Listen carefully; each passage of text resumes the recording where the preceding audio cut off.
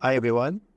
All right. So in this slide, we're going to talk about the stress strain diagram, which is a graphical representation of the relationship between stress, that is a force per unit area, and the strain, as we know, is a deformation in a material when subjected to an external force.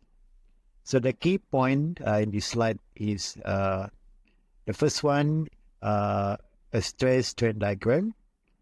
It is created by plotting stress or the symbol sigma on the y-axis, the strain epsilon on the x-axis. And the graph, it helps us in understanding how the materials behave under different loading, indicating elasticity, yield, and ultimate strength. So in conventional stress strain diagram, this is based on nominal or engineering stress and strain calculated using initial measurement of the specimen. So in the based on engineering stress formulas, we can see here, the formulation here, the sigma equals to P divided by A naught, calculates the stress by dividing the applied force by the original cross-sectional area of the material. And this formula is used for calculating engineering stress, which does not consider changes in cross-sectional area as the material deform. Yeah, and our assumption is that the stress is assumed to be constant over the cross section, and this assumption is made for simplification, particularly in the initial phase of loading, and it helped in easy analysis between gauge point, that is the point on the material where the measurement are taken. Now we move on to the next slide. Yeah. So this slide explains the concept of engineering strain in the context of a conventional stress strain diagram. So the key point here is that for engineering strain, also known as a nominal strain, is a measure of the deformation of a material relative to its original length. So it is calculated using the formula here, yeah, where the delta is the change in length. It can be elongation or compression, and we have L naught here, that is the original length of the material before any force is applied. In terms of measurement, the engineering strain can be measured directly using a strain gauge, a device that attaches to the material to record the amount of deformation. And our assumption is that, similar to the assumption in stress calculation, we assume here that the strain is constant across the region between the gauge point. And the purpose of this simplification is we want to simplify our analysis, especially for uniform material under consistent loading condition. So when plotting stress versus strain, when we plot stress sigma on the y-axis against the strain on the x-axis, we obtain the conventional stress strain diagram. And this diagram visually represent how the material deform and the increasing load, and it is essential for us to determine material properties like elasticity, yield point, and also the ultimate strength. This conventional stress-strain diagram helps engineers and scientists to understand the elastic and plastic behavior of material, as it is very crucial for designing and selecting materials for structural application. So in this slide here, we can see the conventional stress-strain diagram for steel. Yeah, so this is for steel, a commonly used material in structural and mechanical application. So the diagram shows a different phase that steel undergoes as stress is applied, showing how the steel will behave elastically and plastically. So as we can see in the figure here, the key region in the stress-strain diagram, the first one we can see the elastic region. So we can see in this region the material, it will still be having elastically, meaning that it will return to its original shape when the loading is removed. Yeah, so this is the elastic region of steel, and then we have a proportional limit here. This is the point up to which stress and strain are proportional. We still have a linear relationship here. As I mentioned before, this is following the Hooke's law. Yeah, and then we also have an elastic limit, as we can see here. That is the maximum stressed material can withstand while still being able to return to its original position or shape. So what we need to understand about elastic behavior is that the key point about elastic behavior of material within the elastic region is that in the elastic region, the relationship between stress and strain is proportional, and this will result in a straight line on the stress strain graph. And as I mentioned before, this proportionality follows Hooke's law, where the stress sigma is directly proportional to the strain, indicating a linear elasticity. And we have a proportional limit. We have a proportional limit within the elastic region, beyond which the material will no longer behave in purely elastic manner, and up to this proportional limit, the material, it will return to its original shape when the loading is removed. And also here we have elastic limit, as we can see in the graph here. The slide here, as you can see in the graph here, it highlights that if the loading is removed before it reaches the elastic limit, the specimen will fully recover to its original dimension without any permanent deformation.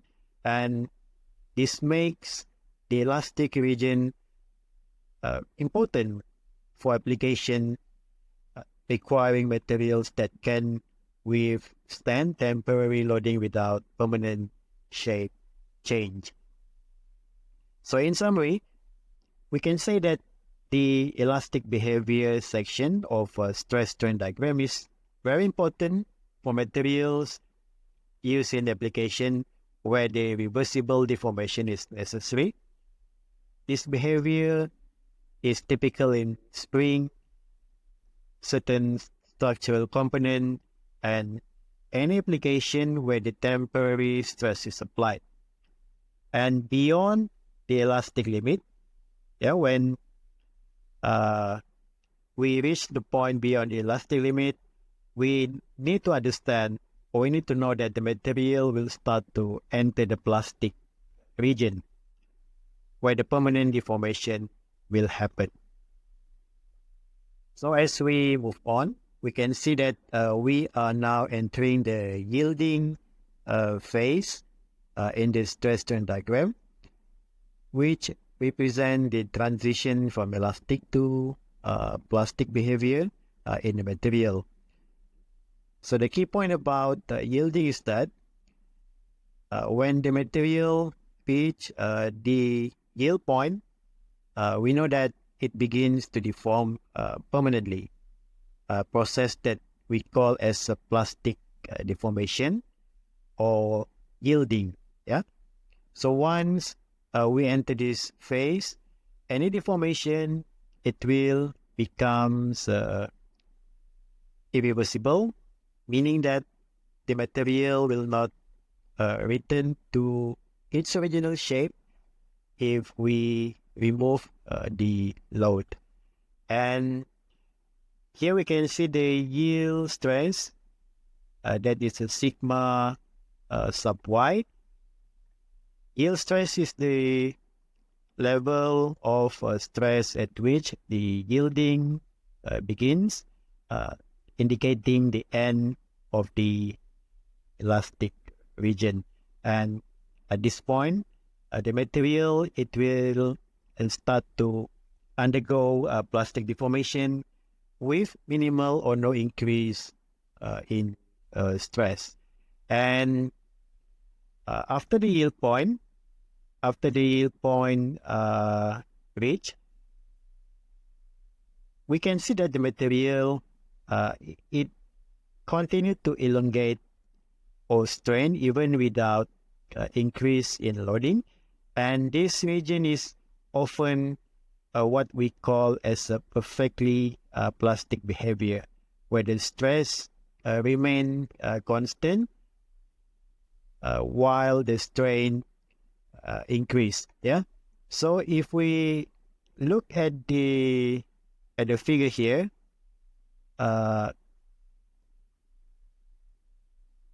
we can I need to indicate that this diagram is not drawn to scale. In reality, the induced strain in the plastic region, it can be 10 to 40 times greater than those in the elastic region.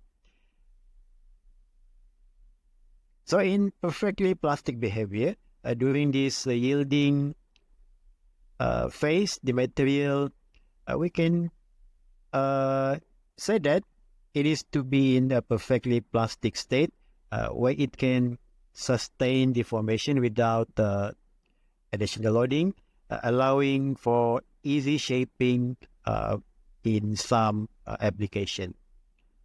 So in summary, we can say that the yielding phase is significant for understanding material ductility and its ability to undergo permanent deformation without breaking. So materials used in application where the shape adaptation is essential, such as a metal forming. It depends much on this plastic deformation characteristic, and knowing the yield stress is important when we want to design structure that avoid permanent deformation under normal loading condition. All right, so now we move on to the next slide. As we can see here, this slide explains the strength hardening phase in stress-strain diagram, where the material, as you can see, exhibit increased resistance to deformation after yielding. The key point to understand about strain hardening is that we can see the ultimate stress here.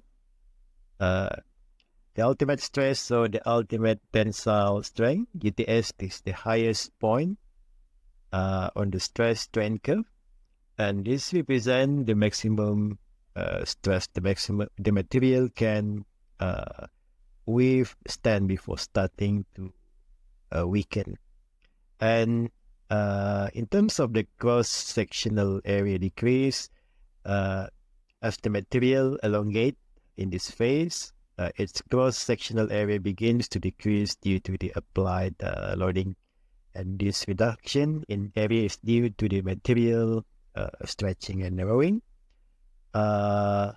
phenomenon often referred to as necking. Yeah.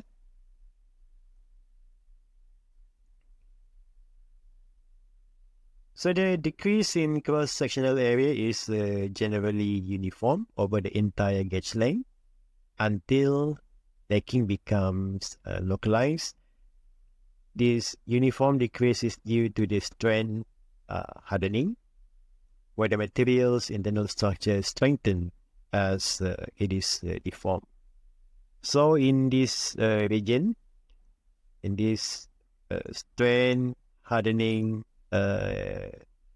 region, the material will undergo hardening, strain hardening, or also we can call it as a work hardening, meaning it becomes harder and stronger as it is deformed.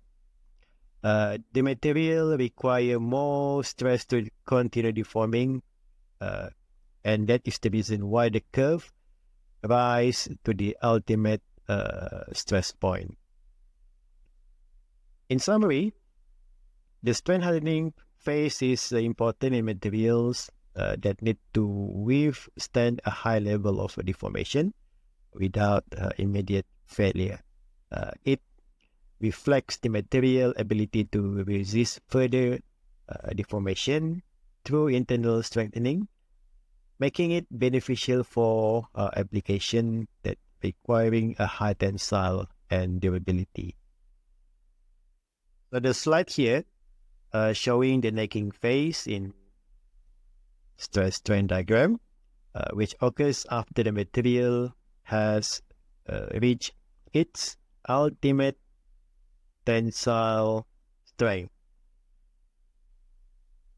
The key point about necking is that after reaching the ultimate strength, the material start to experience a decrease in cross-sectional area in localized region, and this localized area reduction leads to the formation of necking, which is a narrowing of the material at a specific point.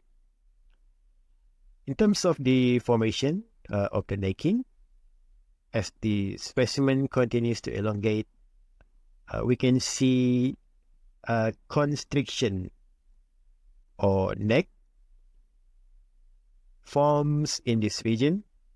This necking effect indicates that the material, as I mentioned previously, it can no longer withstand as much stress and deformation becomes concentrated in the neck area. And eventually the material will reach the fracture stress where it can no longer sustain any loading and will eventually rupture. And this marks the end of the stress strain diagram as the material has fully failed. So in summary, we can say that the necking phase is critical for us to understand the failure mechanism of ductile material like steel. The appearance of necking shows that the material has reached its limit in terms of load-bearing capacity, and the localized reduction in area leads directly to fracture. This phase is especially important in structural application, where predicting a failure point will help to prevent any catastrophic breakdown by ensuring materials operating within a safe limit.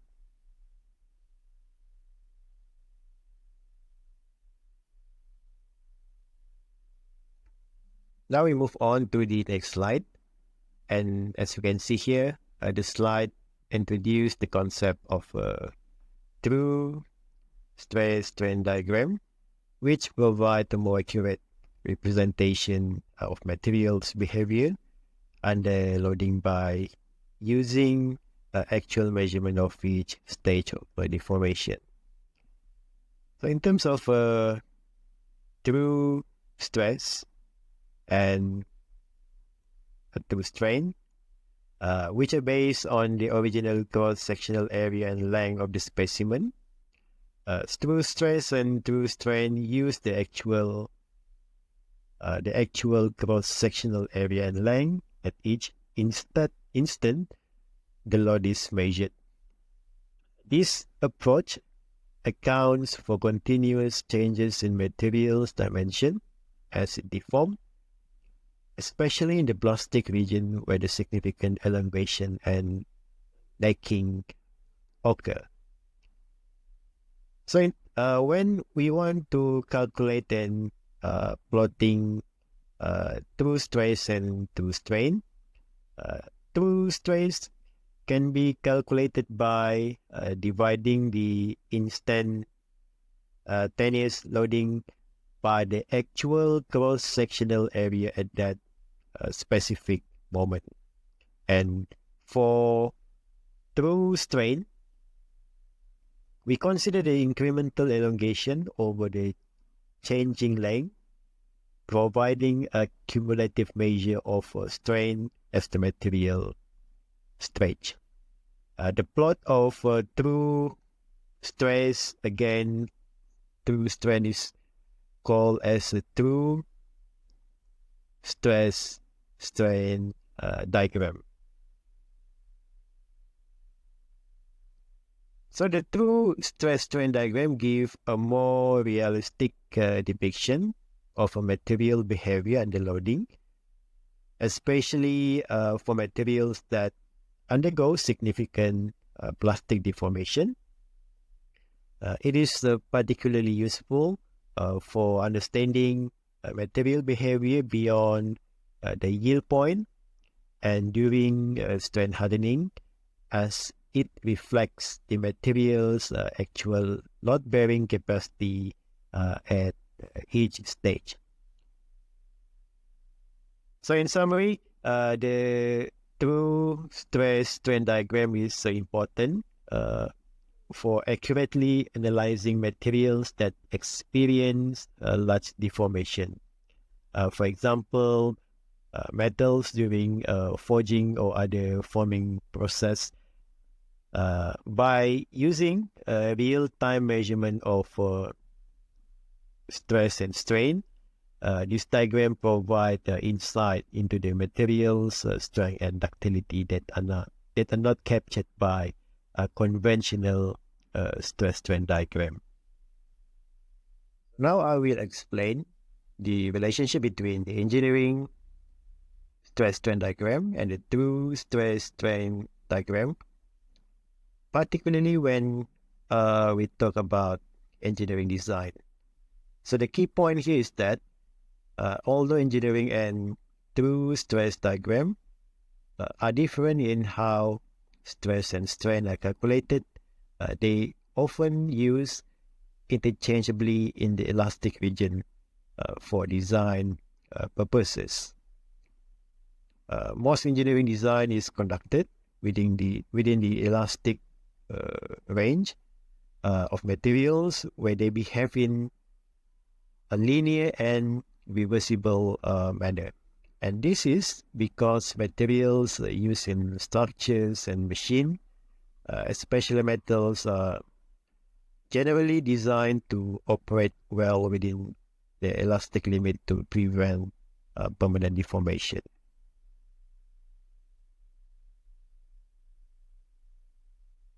So in terms of stiffness of materials, many materials, particularly metal, are stiff. If you still remember, what does it mean by stiff? It means that they exhibit a minimal deformation under loading, and This makes engineering stress strain values accurate in the elastic region. And the strain experience up to the elastic limit is small. So the difference between engineering and true strain is negligible. And the error introduced by using engineering values instead of true values is very small. That is approximately about 0.1%, which is acceptable for most design purposes. So in summary, while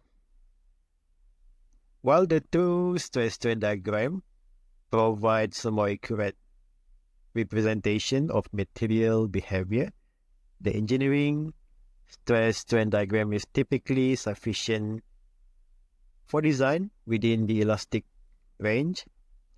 This is because the difference between true and engineering values are minimal within this range, and the material behavior is predictable, and it allows for safe and effective design.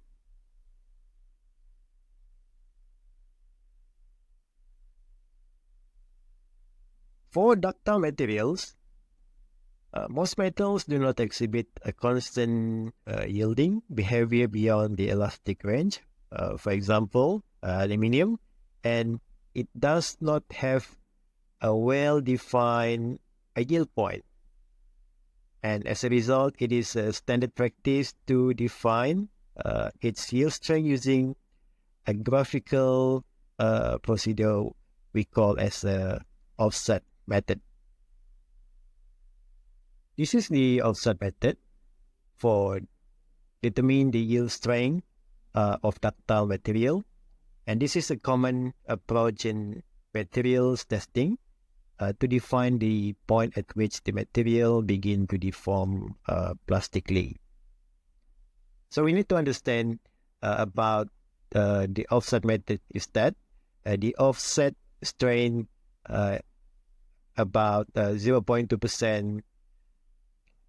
So for a ductile material, we select an offset of 0.2% strain or 0.002 in strain units. It is typically used to determine the yield strength, and this small offset strain help to identify the yield point more accurately, especially in materials where the yield point is not clearly defined by a distinct transition, as we can see in the figure here. So when we draw the offset line, we starting from the 0.2% point on the strain axis here, and a line parallel to the initial linear portion of the stress strain curve is drawn. This one,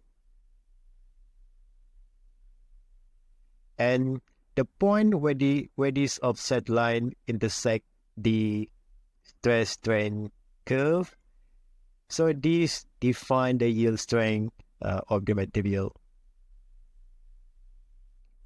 So the yield strength, as we already discussed before, is the stress level at which permanent deformation begins.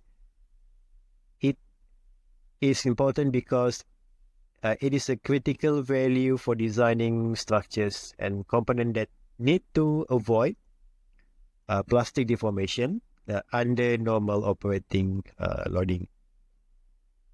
So in summary, the offset method is widely used for ductile materials like aluminium alloy, where the yield point is not sharply defined, as we can see in the figure here. Yeah. So by using a 0.2% strain offset, Material scientists can or engineers can determine a consistent and reliable value for yield strength to make sure that the materials are used within a safe limit and minimizing the risk of a permanent deformation in application. So this approach is particularly useful in structural design, where maintaining the integrity of the materials under stress is crucial. Moving on, now we will be discussing about the characteristic of brittle materials in terms of their stress strain behavior. We want to differentiate them with a ductile material. Among the key points or the key characteristic of a brittle material is that it has limited or no yielding.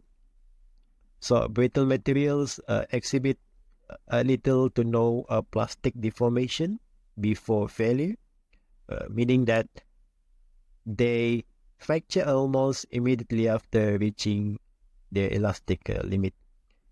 For example, we have gray cast iron and other ceramic, which tend to fracture rather than deform when subjected to stress. And for brittle material, we can observe that there is an absence of a well-defined tensile fracture strength. Brittle material lack a clear yielding point or plastic region, and in their stress strain curve, and cracks in brittle material can initiate and propagate unpredictably, resulting in a sudden failure without significant warning. Yeah, as we can see here, this figure illustrates the brittle material failure, and we have a two diagram that shows a two type of failure here. The first one, we have a tension failure in tensile loading. Brittle materials fail by fracturing along a specific plane due to propagation of crack. And here, this is a compression failure. In compression, the brittle materials may bulge or crush due to their inability to deform plastically, leading to bulging or crumbling effect, as we can see in the figure here. So in summary, brittle materials are characterized by their sudden and unpredictable failure with a minimal plastic deformation. So this behavior is critical to consider in application where sudden fractures must be avoided. Since brittle materials lack their warning signs of yielding, as we can see in the tension failure of a brittle material here, they are often used in applications that do not require a high tensile strength or plastic deformation, but brittle material may benefit from their hardness and resistance to compression, like this one, and proper design consideration are very important to avoid a catastrophic failure when using a brittle material. So in this slide, I will explain how fracture stress is reported for brittle material, given the unique failure characteristic. So among the key points that you need to understand here is that for brittle material, the average fracture stress from multiple tests is reported rather than a single definitive yield of fracture stress. And this approach is used because brittle materials, they exhibit unpredictable crack initiation and propagation. And as a result, these make each test result slightly different. And brittle materials do not have a well-defined plastic region, as I already mentioned many times previously. So as a result, brittle materials,